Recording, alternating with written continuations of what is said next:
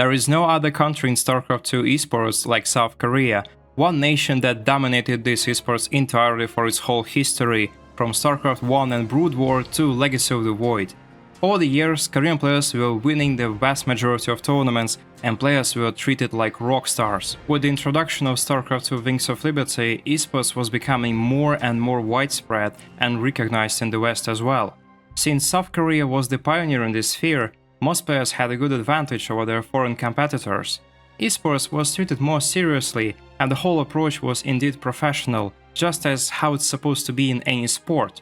From incredible work ethics to big sponsorships and an overall good level of organization, Korean esports was ahead of the game on many levels. However, the rest of the world was quickly catching up with Korean athletes. In 2011, there were already multiple successful examples, such as Jinro finishing top 4 of GSL or Stefano winning IPL. There were plenty of talented players such as Hawk, Naniva, Idra, Forzane, Scarlet, and many others who could compete with Koreans. But it must be said that the Korean scene wasn't in full swing yet, as there were dozens of their best players who were still stuck in Brood War. Nevertheless, the community was starting to believe that the skill gap was closing, and in a couple of years there would be no difference between foreigners and Korean players. The real chance to prove these changes occurred in 2013. The most prestigious Korean team tournament, Proleague, was chosen as a testing ground. Around this time, many Brood War legends also began transitioning to StarCraft 2, so people expected to see them in the tournament, making it the pinnacle of StarCraft 2 esports. The best foreigners were playing for two organizations, Team Liquid and Evil Geniuses, and these teams chose to merge for this event, forming EGTL. It was marked as the first foreign team to compete in the Pro League. The hype was unreal. Not only did the team have the best foreign players such as Stefano, Huck, Forzane and later Snoot, the roster was also strengthened by such Wings of Liberty legends as Hero and Taeja, and even Jaedong, who had only recently begun playing StarCraft 2. Individually, this team was easily a favorite to reach the playoffs, and the team of course was in the spotlight, with many interviews, articles and Reddit discussions speculating about their future performance. Moreover, players from EGTL would do a lot of streaming to attract even more attention to the event and their team and sponsors. Overall, we can clearly observe a tendency here.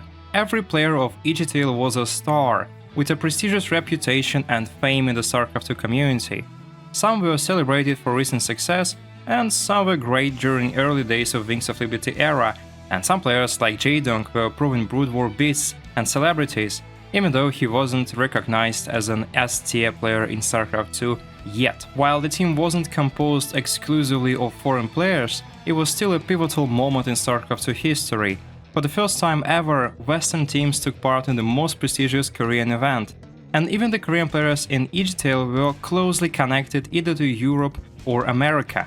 They would take part and win DreamHacks and WSS events in North America and Europe, and this was a great memory for the whole community, as EGTL also brought more American and European viewers to watch the Pro League, thus introducing many casual viewers to the strongest scene and its local players. And what's really important to mention here, Pro League has a big difference in how players approach this tournament.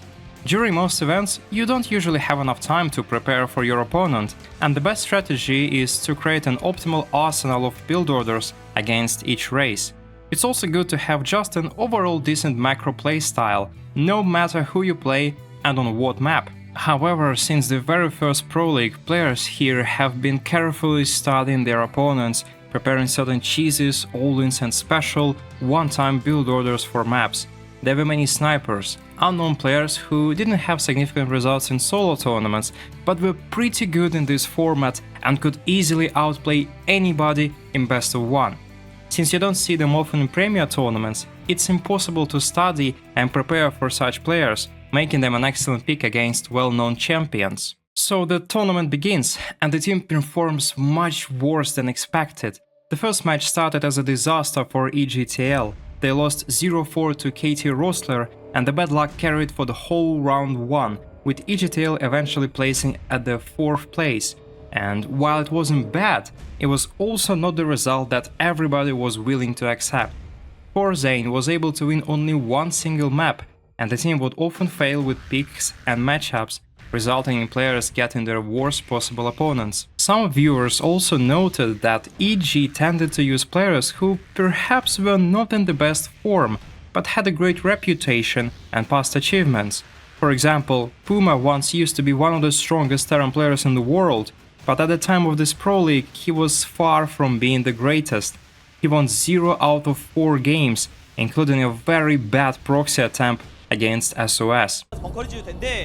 그러면서도 좀 이제 빠르게 네. 발견을 할 수 있고요. 그래도 좀 가문 이상해요. 가문 잡을까지, 이상해서 광전사는 바로 찍었는데 예. 이러면 시간 증폭 있죠? 연결체에 시간 증폭 세 개. 많아요. 병영의 위치가 3시에 있나 어디에 있나 모르고 있어요. 예. 여기 있는 거 알면 이거 미리 대처하면 그냥 잡잖아요, 이거. 네. 이제 봤어요. 예. 자, 때려줘. 수정 타임입니까 뭡니까? 모두 때려줘. 네, 모두 때려줘. 일꾼과 만나기 전에 피해 주면은 이거 다 잡아버리면 결국 경기 잡는 겁니다. 네. 예, 조금 빠른 감이 없잖아 있긴 있습니다. 이호준 선수. 네. 이호준 선수. 자, 대기. 벽에 몰렸어요. 허리를 못 돌려요. In round 2, Stefano was deployed to save the situation. At that time, the French legend was the best foreign player ever, and was a great change since he was on top of his form.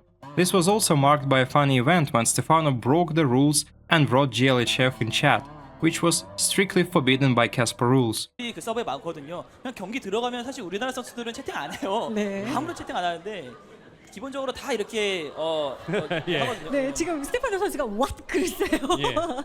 거기까지는 이해를 했습니다. 네. 그러니까 이런 부분들이 지금 아무래도 그러니까 EGTL이라는 팀 자체가 새롭게 프로리그에 합류를 하면서 이제 좀 외국 선수들이 자유롭게 이렇게 또 합류가 되고 이런 그렇죠. 것들 때문에 Overall, EGTL optimized their roster a bit better in the next rounds. With some more consistent and strong players, they had decent chances now. They also started gaining some important victories here and there over great players. However, EGTL was still overall losing in this league. While they weren't finishing last, they still made plenty of mistakes, and it wasn't uncommon to see their top tier players with surprising losses against players they've expected to easily clean up and who were, of course, specifically trained to beat them. These snipers would often cause insane upsets. Eventually, in round 3, the hype died down. It was clear that EGTL was far from closing the gap, and that both foreigners and EGTL Korean roster weren't going to win this tournament.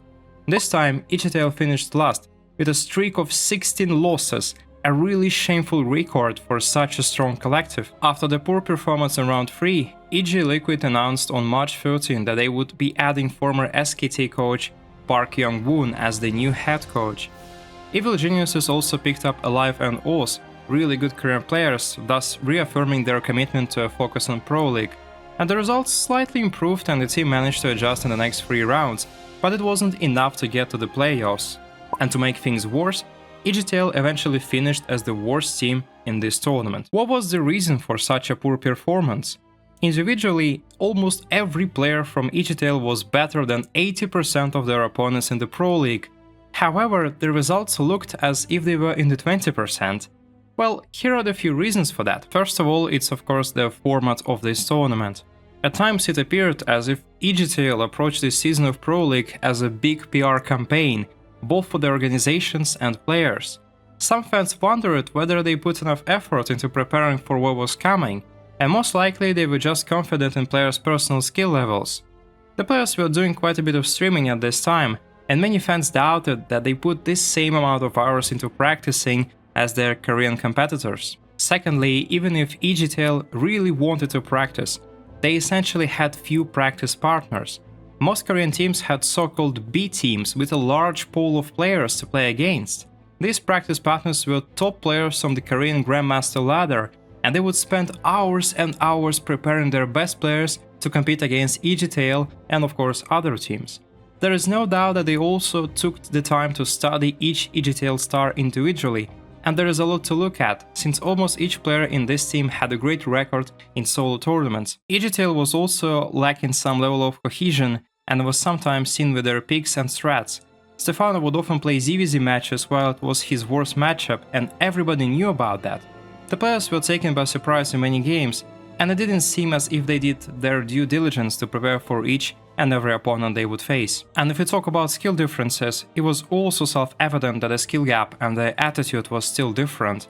and it would take 6 more years for foreign players to finally reach that skill ceiling. Apart from Stefano, who stayed pretty consistent for his part in the Pro League, other foreigners couldn't demonstrate great results. In part it was due to the fact that most EG and Team Liquid players were going to retire very soon, and it wasn't their heyday anymore. Stefano was planning to leave at the end of 2013, but for Zayn it was certainly the last year, and the newcomers like Snoot were only getting into the groove, and it would take more time for them to rise up to the Korean standard. Sadly, the dream of the first world-class foreign-based team ended quickly. After half a year of struggles, EGTL partnership ended and they didn't return to the Pro League in the next season. But on the bright side, it was still a very memorable show. It was a good experience with many cool matches and unique plays. Maybe people expected different results in terms of performance, but we can all agree that it was still a great event. It brought new viewers and many fans saw their favorite players in this new environment. This was one of the best moments for Pro League itself, both in terms of hype, attention, views, watch time, as well as games and unique matches and players. That's it for today. If you enjoyed this video, check out the story of the greatest foreigner of that time, Stefano, in this video. Have a nice day and see you next time.